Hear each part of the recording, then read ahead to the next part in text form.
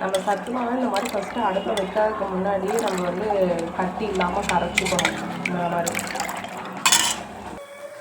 அடுப்பில் அதுக்கப்புறம் கட்டி இல்லாமல் கரைச்சதுக்கப்புறம் இப்படி வச்சு கிண்டிக்கிட்டே இருக்கணும். ஏன்னா கட்டி பிடிக்க ஆரம்பிக்கும். அதனால 2 வருஷம் வாரண்டி. இருமா பேச. இந்த மாதிரி நல்லா பொங்கி வரும். இதுதான் வந்து அந்த கஞ்சி வெந்ததுக்கான ஒரு இது. இந்த ஸ்டேஜில் நம்ம வந்து உப்பு வேணால் உப்பு போட்டுக்கலாம், இல்லை பால் ஊற்றி நாட்டு சக்கரை வேணாலும் போட்டுக்கலாம்.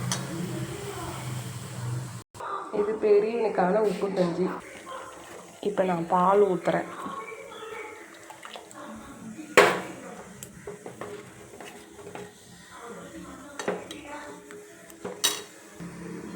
பால் ஊற்றினதுக்கப்புறம் இது நாட்டு சக்கரை தேவையான அளவு போட்டுக்கிட்டுலாம். இப்படி தான் வந்து நம்மளோட பால் கஞ்சி வைக்கணும்.